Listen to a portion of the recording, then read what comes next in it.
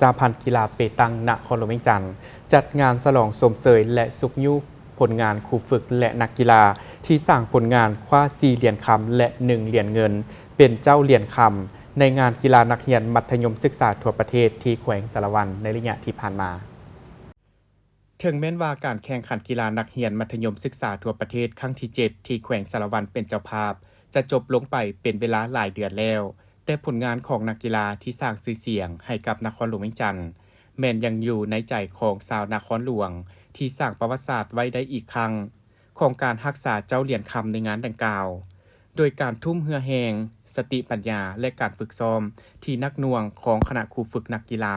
ทั้ง12ประเภทกีฬาจนญาติมาได้ผลสำเร็จนี้มา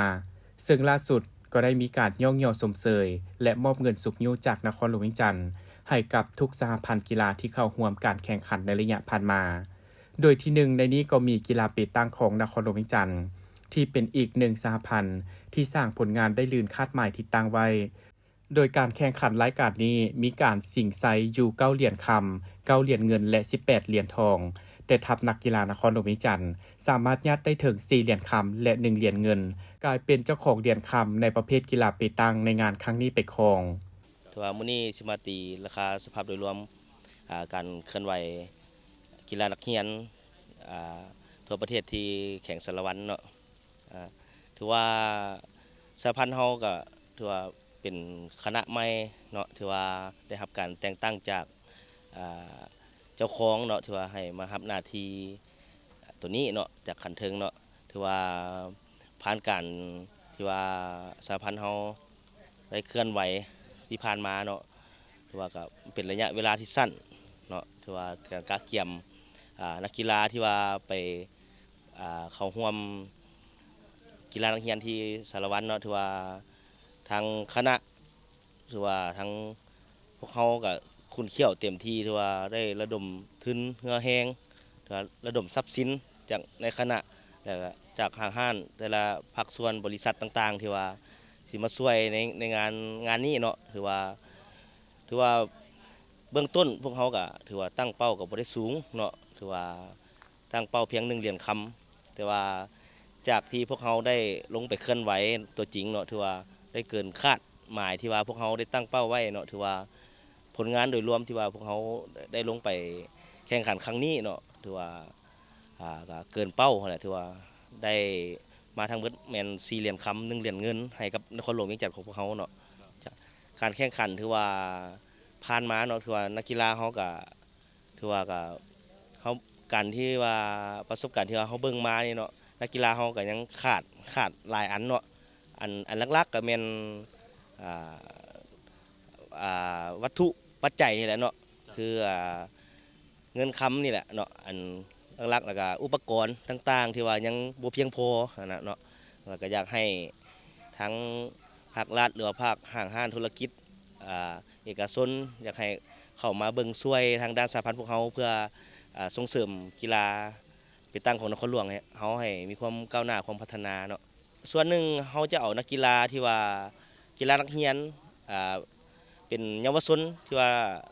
ที่พวกเขาออกไปแข่งขันอยู่สารวัตรนี่เนาะจะเอามาส่วนหนึ่งและส่วนหนึ่งแม่นเขาจะคัดเลือกเข้ามาเพื่อเขาจะสร้างเอารุ่นนี้รุ่นสืบเป็นรุ่นสืบทอดเนาะเพราะว่าเขายังจะมีหลายรายการอยู่เพราะว่าหลายคนก็มีแววที่ว่าสิพัฒนาไปได้ต่ออยู่เนาะจะขอขอบใจเนาะนำการนำทั้งนครหลวงแล้วก็ขอบใจนำสปอนเซอร์ผู้ที่ให้การสนับสนุนแล้วก็ขอบใจนำพ่อแม่นักกีฬาที่ว่าให้การสนับสนุนแล้วขอบใจนำคณะทุกๆคนแล้วก็ครูฝึกแล้วก็ทุกๆคนที่ว่าช่วยเหลือสุขยูกีฬาเปตงนครหลวงเนาะอยากขอบใจทุกๆคนทีมงานทุกๆคนที่ว่าร่วมแรงร่วมใจกันจนได้รับประสบผลสำเร็จฮอดมื้อนี้เนาะเจ้าซึ่งจากการสร้างผลงานในงานมหกรรมกีฬานักเรียนมัธยมศึกษาทั่วประเทศที่แขวงสารวันผ่านมานี้ทางประธานสหพันธ์ก็เริ่มเห็นแววสีมือและทักษะความสามารถของนักกีฬาหุ้นสืบทอดก็คือ นักกีฬานักเรียนที่จะสามารถพัฒนาต่อยอดให้เป็นนักกีฬาตัวแทนของนครหลวงเวียงจันทน์เพื่อเข้าร่วมการแข่งขันงานมหกรรมกีฬาแห่งชาติครั้งที่ 12 ที่นครหลวงเวียงจันทน์จะเป็นเจ้าภาพในท้ายปี 2025 นี้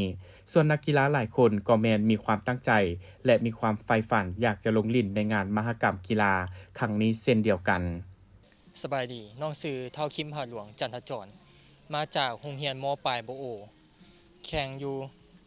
นครหลวงเวียงจันทน์เป็นตัวแทนให้นครหลวงเวียงจันทน์น้องญาติได้2เหรียญ1เหรียญคำเดียวทราย2เหรียญเงินคู่ผสมน้องรู้สึกภาคภูมิใจเป็นอย่างที่สุดเป็นสิ่งที่น้องตั้งเป้าหมายมาตั้งแต่เด็กน้อย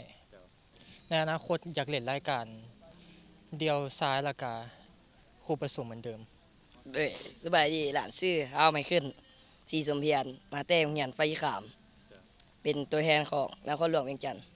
ได้ทีมยิง2ทราย1ได้เหรียญคำทรายสุดทรายได้เหรียญคำบ่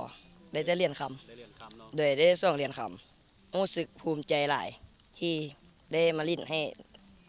นครหลวงเวียงจันทน์ได้ประสบการณ์ที่ดีม่วนซื่น ได้มาเปิดประสบการณ์ที่บ่เคยมาลิ้นมา ก็มีเป้าหมายที่อยากลิ้นให้แข่งแม่นลิ้นให้ประเทศลาว อยากมีชื่อติดทีมประเทศทีมชาติประเทศลาว สบายดีน้องชื่อเท้าแสงสายสมดวงใสมาจากโรงเรียนมศสังไสเป็นนักกีฬานครหลวงที่เข้าร่วมแข่งขันอยู่สารวัตรเนาะซึ่งน้องสามารถญาติได้2รายการ2เหรียญคำรายการที่1แมนสุดผสม2ทราย1ยิงและสุดทรายรู้สึกภูมิใจแล้วก็รู้สึกดีใจเนาะเพราะว่าน้องก็ตั้งเป้าหมายไว้ว่าน้องต้องเฮ็ดให้ได้น้องตั้งเป้าหมายเป็นความฝันไฟฝันของน้องก็ขอบใจเบิดทุกคนเนาะที่ซัพพอร์ตร่วมใจเชียร์นักกีฬานครหลวงของเฮาเนาะขอบใจ จากผลงานที่ประสบผลสำเร็จเกินระดับคาดหมายในการคว้า4เหรียญคำงานมหกรรมกีฬานักเรียนมัธยมศึกษาทั่วประเทศที่แขวงสารวันเป็นเจ้าภาพในระยะผ่านมาทางสหพันธ์กีฬาปีตั้งนครหลวงเวียงจันทน์ก็ได้รับการย่องยอและเงินสุกยูจากนครหลวงเวียงจันทน์จำนวน29ล้านกีบและภายในงานเลี้ยงฉลองผลงานท่านประธานรองประธานและคณะสหพันธ์กีฬาปีตั้งก็มอบเงินสุกยูให้นักกีฬาครูฝึกรวมเป็นเงิน25ล้านกว่ากีบเพื่อสุกยูให้กำลังใจนักกีฬาที่ทุ่มเทการฝึกซ้อมและสร้างผลสำเร็จในระยะผ่านมาทั้งเป็นแรงผลักดันให้นักกีฬาได้สืบต่อพัฒนาตนเองให้ก้าวไปสู่นักกีฬาตัวแทนนครหลวงเวียงจันทน์รุ่นใหญ่และตัวแทนทีมชาติลาวในอนาคต